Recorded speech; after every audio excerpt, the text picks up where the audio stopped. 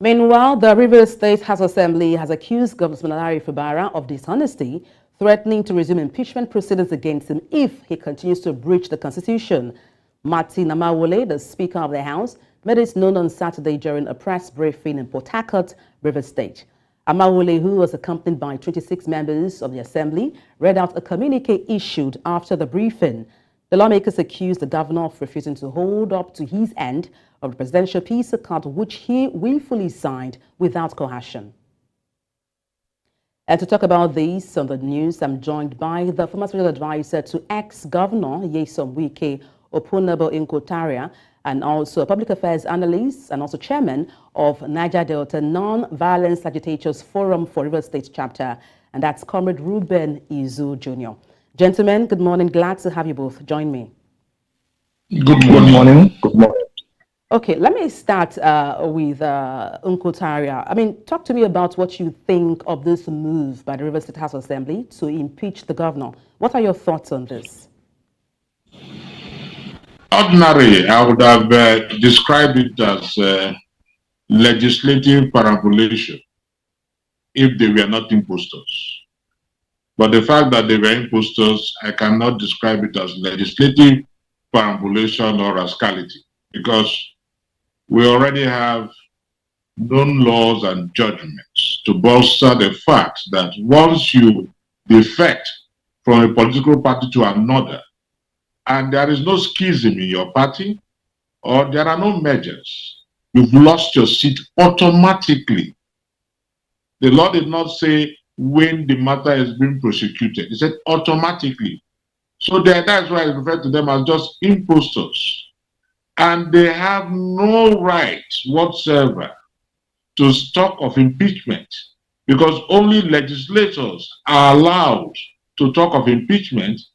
And if the governor is found guilty, removed, because there is a difference between impeachment and removal. Impeachment simply means official indictment. So only the legislators are allowed to so do. And so these 26 or 27 impostors cannot, it is not within their virus anymore to talk of impeachment. That is one aspect of it. Secondly, on what grounds are you going to talk of impeachment? What are the grounds? You say the man is dishonest.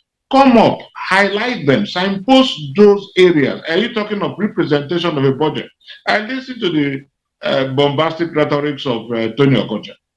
Are you talking of representation of budget, things like that? No. First and foremost, Mr. President is the father of the nation, no doubt, and it is also incumbent on him to, wherever there are crises, to ensure that peace reigns. But Mr. President is not the law, he's subject to the law. And so if you talk of representation of budget because Mr. President said, go and represent the budget. No, the matter is even in court. So until the court makes a pronouncement, the court of first instance, which was Danagogo's court, just honored by Lord Honorable Judge Danagogo, had already given a judgment that ratified that budget, and also in that judgment, also even recognized Edison here, who is now the chief of staff, who resigned and is now the chief of staff, as the speaker. And that budget was passed with Edison here as the speaker. You have to wait until we get to the Supreme Court, Court of Appeal, Supreme Court, and that judgment is upheld before you can even talk of representation of a budget. Don't forget that the budget has become law, was passed into law. So are you going to repeal it? And represent because Mr. President said so? Mr. President himself is subject. Permit me to get Permit me to get the insight of Mr. Izu. Mr. Reuben Izu, what do you think about these? According to the Rivers Assembly, they are saying he has contravened the Constitution. Do you think this is about the Constitution, or do you sense this could be politically motivated? The record needs to be made straight. Tony Okocha, for the record, is not a lawmaker. He is an acting chairman of the All Progressive Congress in Rivers State and a Rivers rep in the NDDC. So whatever he says might be seen a little bit kind of politics.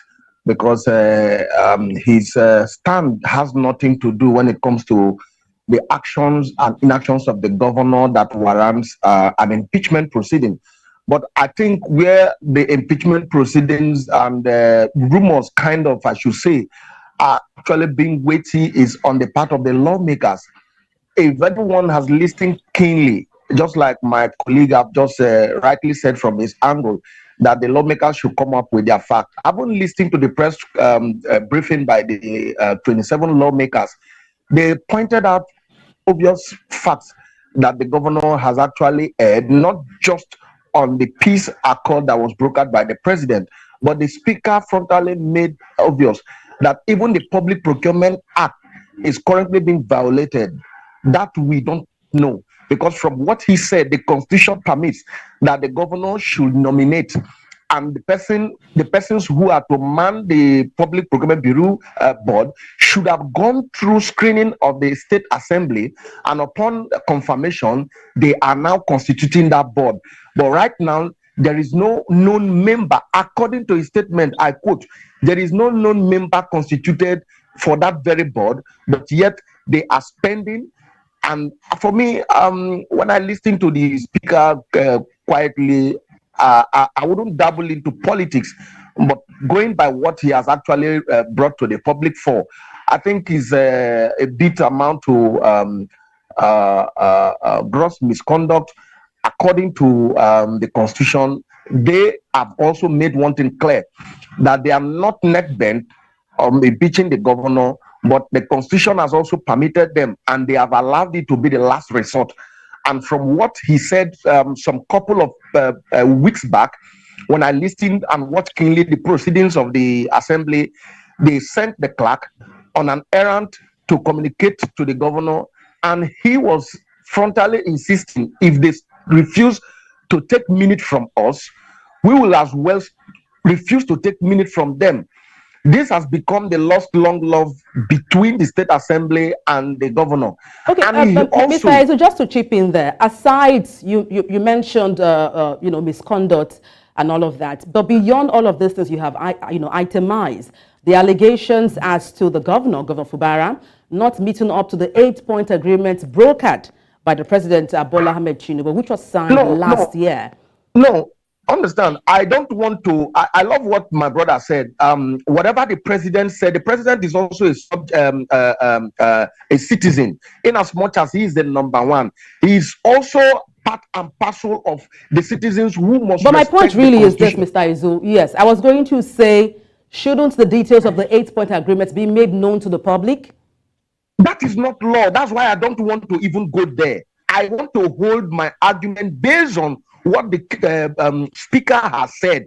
The speaker, even if he has made mention of some of the 8-point agendas that the president gave to the both warring factions, that is not part and parcel of law. It's just, I would say, a verbal agreement between the president and the two warring factions. Is never a terms of law that will be referred to anywhere.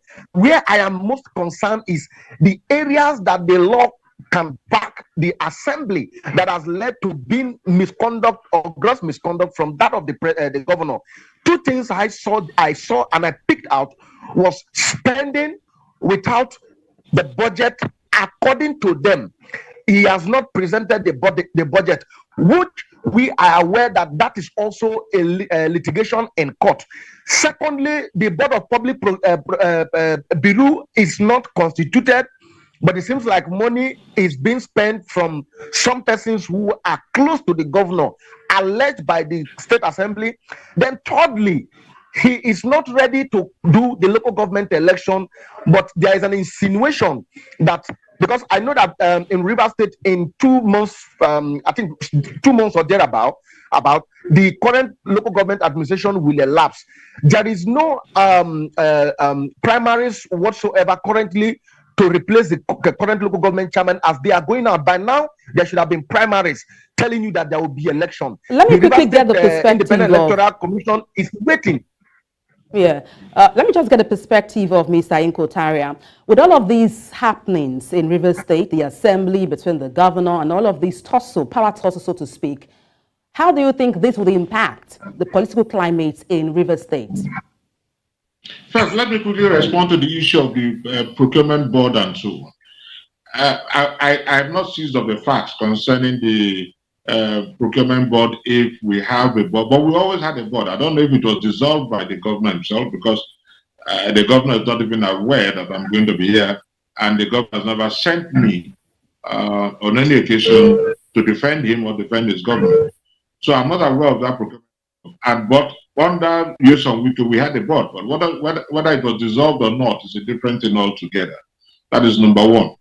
But let us not forget the fact, my brother, that even the assembly members don't even have the locus to question these issues. That's even the point. They don't even have the locus. Unless a court of appeal overrules that of the High Court, they are not members of the assembly. And of course, we have plethora of cases to bolster that. So they don't even have the locus. They are just tools used by certain groups led by the FCT minister to destabilize the government of Rivers State. It's as simple as that.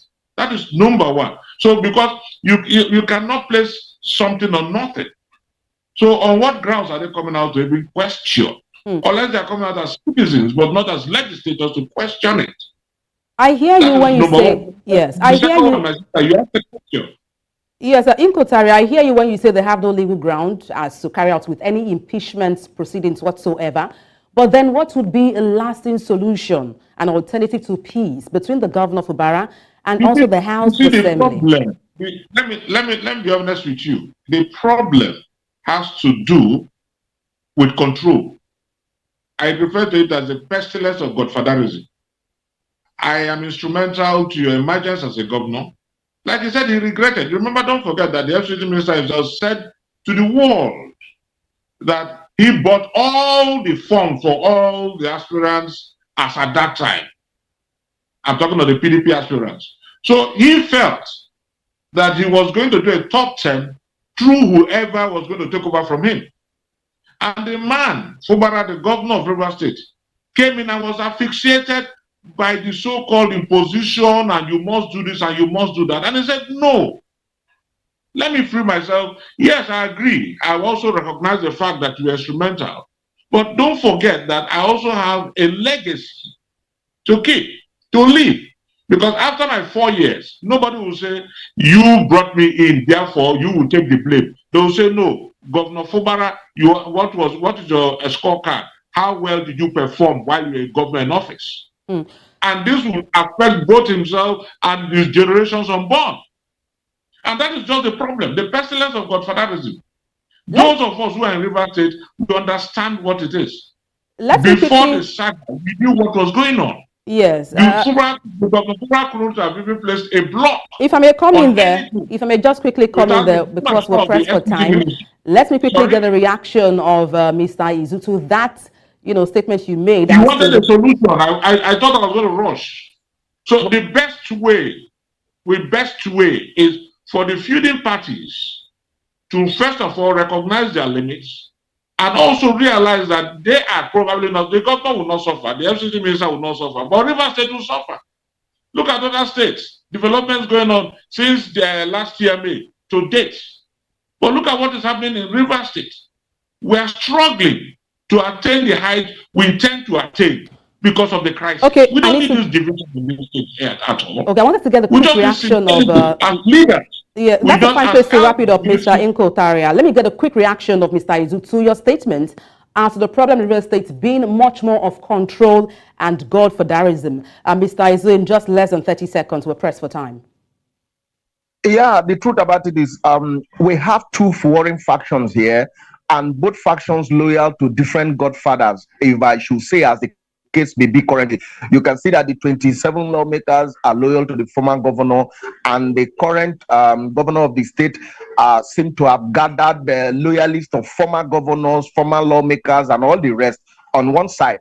Now, like I earlier said, the president has done his bit to see how he could resolve the both factions in the state, that peace may return. But currently, this is a constitutional issue, and the both various cases that has emerged in the state are all litigations in court.